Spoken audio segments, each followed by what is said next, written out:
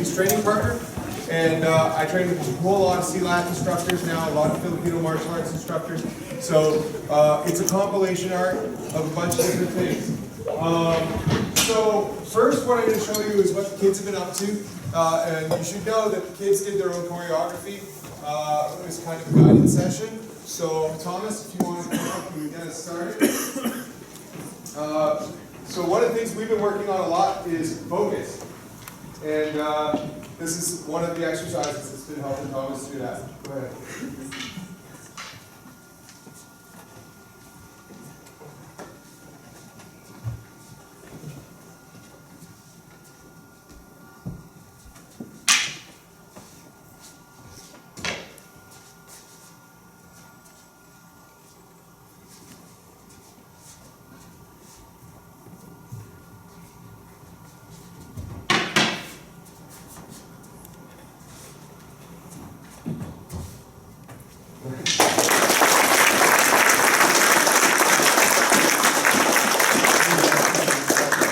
So that's called a carenza, and it's a freestyle form. He had some points in there that he planned, but mostly it's freestyle.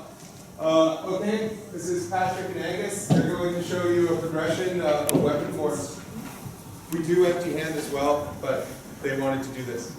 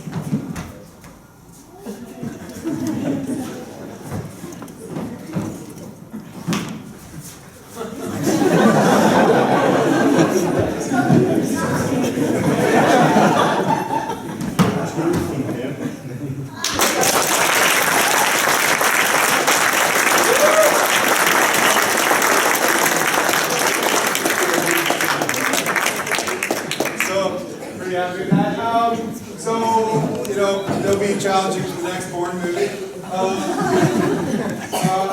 Where's mine? So the next one I'm going to show you is a little bit of SEALAT Filipino martial arts. Oftentimes they'll wear a sarong, so this is a flexible weapon. It could be a t-shirt. Anyway.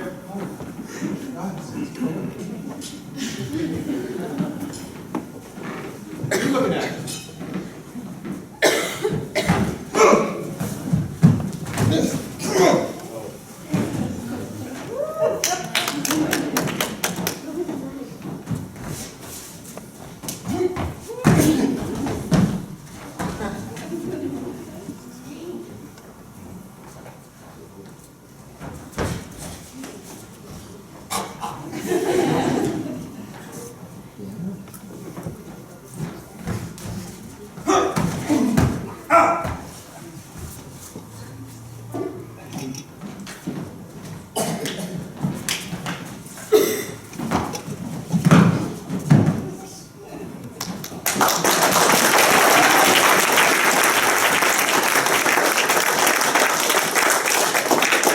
So the kids and the adults do all the same stuff, which I guess is a little disturbing when you see all the nods, but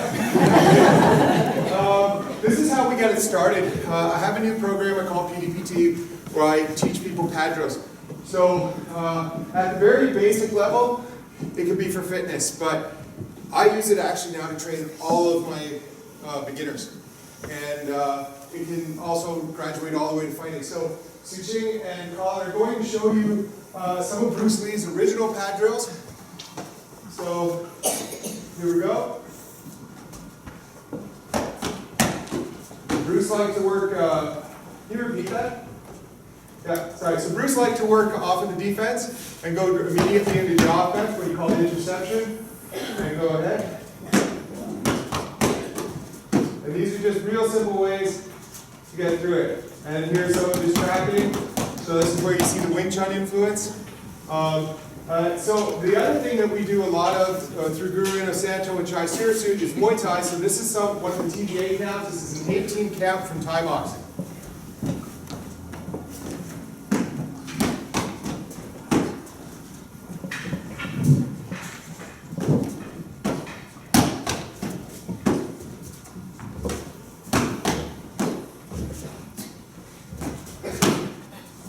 Nice. Okay, so let's drink.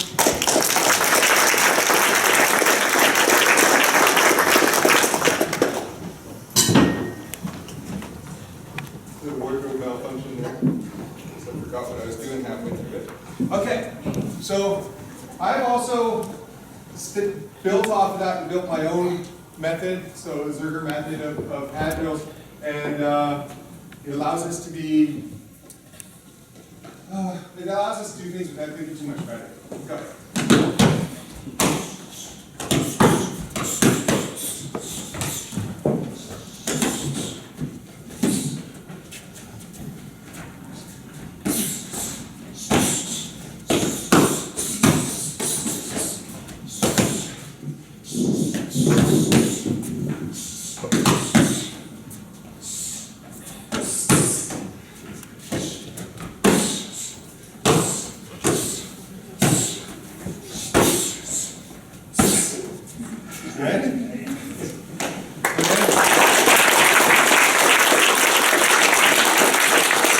Most people will gas out after 2 minutes of that, which is about this length of a box round. If they were boxing, I'd go 3 minutes. If they're doing UFC, I would take them 10 minutes. Where's Brian? Oh, the other Brian. There's Brian. Brian and I were doing 10-minute sets the other night. That kid's amazing. Anyway, so what's up next? Grappling. So we also look at grappling. I'm going to leave this to Simon. Hi, I'm Simon. I'm one of Sean's apprentices. I help out on Wednesday, which is the night we do grappling here. This is Justin. He's going to demonstrate with me. So in Jeet Kune Do, we draw our grappling from a bunch of different styles. So each system is, uniquely different, but has similarities. So I'm just going to show some examples of the techniques. Some of the examples of the techniques that we do in different arts. So a lot of our wrestling comes from catch-as-catch-can wrestling. There's a lot of leg pick-up style throws in catch-as-can wrestling, and also submissions, but we don't have lots of time. We also do a lot of silat. So silat, there's a focus on breaking the person's balance so you can hit them and stomp them. We can enter into locking as well. We also have Judo and Jiu-Jitsu and Sambo, which are jacketed wrestling systems. There's a distinction between jacketed wrestling systems and non-jacketed wrestling systems. So Judo involves big throws from standing. So this is a Judo throw.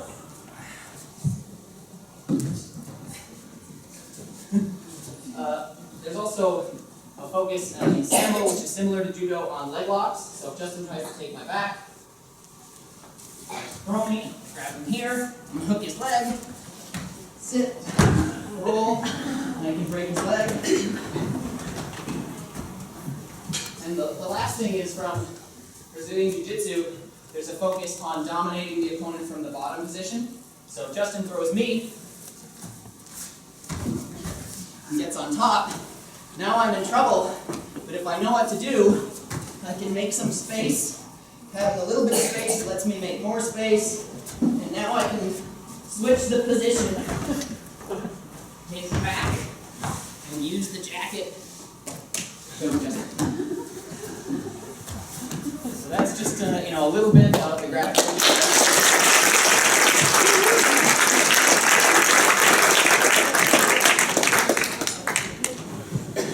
So a lot of the foundation of what we do in our hands-free or our empty hands and our weapons work is practice with stick. The stick represents a sword, okay? So we have simple drills. We'll just go real light and easy. This is a 3-count sombrado. Okay? That's 3 count squats. Sombrata can be inverted, so upside down versions. Here we can have a 5 count sombrata that teaches the thrusting. Oh, I don't think we did it there. There we go. There. And so this would also end up being the spiny dagger. So sword and knife. Let's get away from here. And we can leave the box entirely, make things up.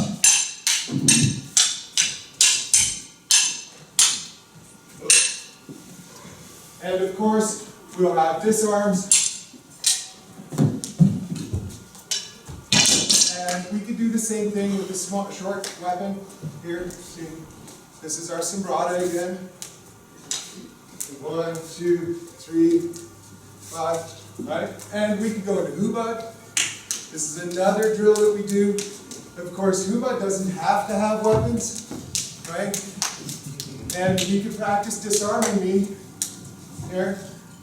And of course, if we're down to the empty hand, all those disarms are joint locks, which are exactly the things that we would use if we're restraining someone for, whatever purposes. If I just needed him to get up again. If I just needed him out of the building, right? And of course, this also works into our empty hands and our grappling and our striking. So all of our kind of MMA sort of stuff, we can practice out of these flows. That was awesome.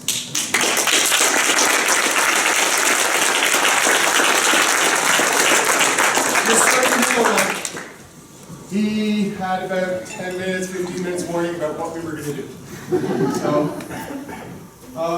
now, when it's to take it up to a fighting ability, Dan's going to come out of here. Dan just did his first full contact fights with the Dog Brothers.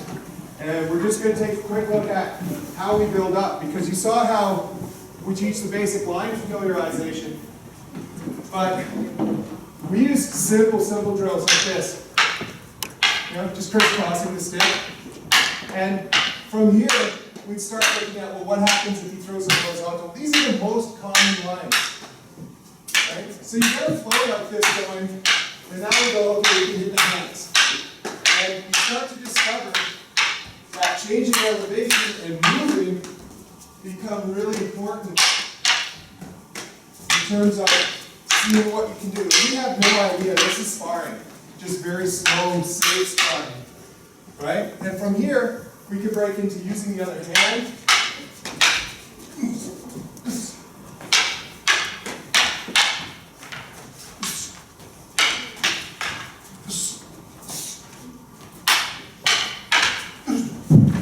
And we can put on our gear.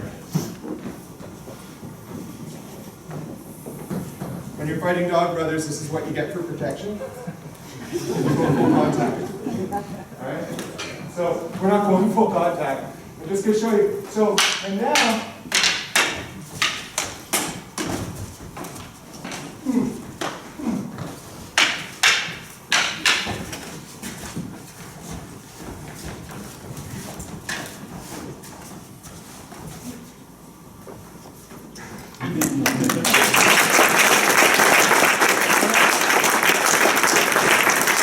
how we build up from the very basics to full out fighting. So that's the end of our, if you guys want to line up with that, that'd be great. I